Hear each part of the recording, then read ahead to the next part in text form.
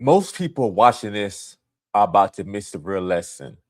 I'm gonna play the clip and I'm gonna give you my thoughts about what she could have did better to get better outcomes regarding her health and her fitness. That's it. That's all. I've lost 3, 4 pounds. Probably water weight, which is not real, and trying to get to the fat. This without posing, So, day 6 of 75 hard. Stress is really not good, especially for women. Cortisol rising, all of that good stuff. I've been going to the gym with friends more so like I feel like my workouts are more efficient because I have people like to push me instead of me just trying to like push myself. Cardio's been 45 minutes to an hour, 45 to 50 minutes. Most days it's like 45, and then I go to the gym at night and I try to lift weights, and that's Okay, so the first thing I want to say is that's wonderful that she's actually working on her health and she has people around her that support her. But one thing that I want to notice though was she didn't mention anything about how she's eating. She's talking about how she's going to the gym, she's lifting, she's doing cardio, but nothing about her nutrition. And that's the most important thing regarding you losing weight. And I tell people this all the time, and I'm gonna say it again right now.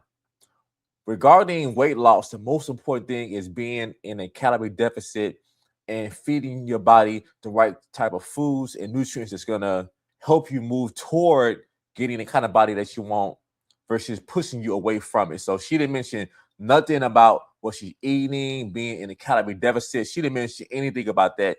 And then just like how she said that she got friends, that's talking to her about her health. So I'm pretty certain that they're not taking it that seriously because they're just her friends. So they're not. It's a difference between you having a friend saying, "Yeah, girl, come on, let's go to the gym," versus you actually hiring a professional coach. So the professional coach would take it more seriously, and they would have better tools to help you. So once again, one thing I realized a long time ago is the most important thing is the person eating habits, and a lot of times people are dealing with things that's not showing on the surface regarding the stress eating, the food addictions. Those are the things that's the most important thing outside of the gym, especially if you want to go and lose the belly and tone the body. So she's a beautiful girl. We got nice skin, nice hair. So I'm looking at her body. So she definitely has a lot of potential, but it comes down to having the right kind of structure and the right kind of program. So okay, so but having more muscles will help you be able to burn more fat even when you're not working out. I'm gonna give you all an example. Like I have a Corvette. The faster that I drive my car, the more gas the car burns, and your body is the same way too. But the most important thing is the nutrition. And I bet you her friends are not checking on her regarding what she's eating daily, regarding her meals, how much sleep that she's getting. These are the things that makes the biggest difference. Is she allowing her body to recover? How many hours of sleep is she getting? So these are things that people don't think that it makes a big difference, but it actually do. But then once again, you get what you pay for. So I'm curious to know, okay, is she doing full body workouts? Is she just doing, whatever she feel like doing? That's the other thing that a lot of people are doing. So the biggest lesson is, okay, effort is good, but effort is not enough unless it's personalized and it has the right kind of structure. And then you have to have the right kind of structure where even when you don't feel like it, you can stick to a routine. You have systems in place. Because when you have systems in place, it makes it a lot easier for you to be direct and stay focused toward accomplishing the goals. Especially the days that things don't go right, you had to work longer at work, or just when you have systems in place, that's the main thing. So this is excellent for women. Okay, just you've been the holidays passed. So right now we're in February, so that first wave of people talking about how they want to accomplish their fitness goals and they're going to make this happen. So those people, for the most part, they didn't already gave up. And but it come down to number one, okay, what are you putting in your body? And number one, most people they don't track their calories and macros. That's the most important part. I'm gonna give you all an example. Perfect tip. So you gotta do what the masses of people don't want to do. The masses of people are not tracking their macros. They're not tracking their water. They're not tracking their I mean the steps enough people do, because a lot of people like to have an Apple Watch, just for status, but they're not tracking the calories and the sleep. And so if you want to get better results than the masses of people, number one, you have to do what most people don't want to do. Most people want to just eat whatever they feel like doing. And so they're just emotionally eating. And then other is a lot of people, they're just eating snacks all day.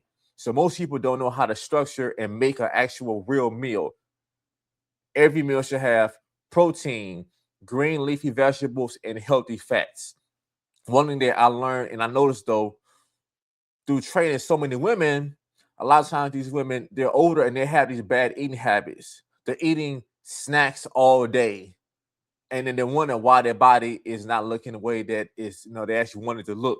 They're not, most women don't eat enough protein. Most women don't drink enough water. So if you're not drinking enough water, how are you going to build the kind of muscles that you want? So first you're dehydrated, you're doing all this working out, and then you're not drinking water, and then you're not getting enough sleep. So it's about being able to track everything. Just tracking is the thing that the masses of people don't do, and then wonder why they're not getting results. So once again, you have to have the right kind of structure, tracking your water, especially your foods, your calories, having the right kind of workouts, and allowing your body time to rest, heal, and rebuild will make the biggest difference. Now we're going to get into the next clip, which this is something that, well, I mean, I didn't notice this, but once again, she's a woman and she's in the gym. So let's get into the next clip. Gym shorts. A second. So I was reading something that said that people don't wear underwear to the gym. And when I say people, I see women. That's disgusting. Do y'all not wear panties at the gym? Like, I remember a friend of mine telling me that she doesn't wear panties at the gym. But where does your stuff go? Like your juices? This is disgusting, but I don't see how you can just raw dog gym shorts. That's gross. So I was reading underwear to the gym, and when I say people, I see women. That's disgusting. Yes. So I don't get that either, y'all. So I mean, so ladies, so why would women not wear underwear when you're in the gym? So already the gym is a nasty place. It has all these germs, people touching this, people sweating. So I don't get, why would you not wear underwear when you're in the gym? I mean, I don't get that. So ladies, just let me know in the comments. I don't understand. Is it that you want to feel the extra breeze, you want to air everything out, or I don't know. Just that, well.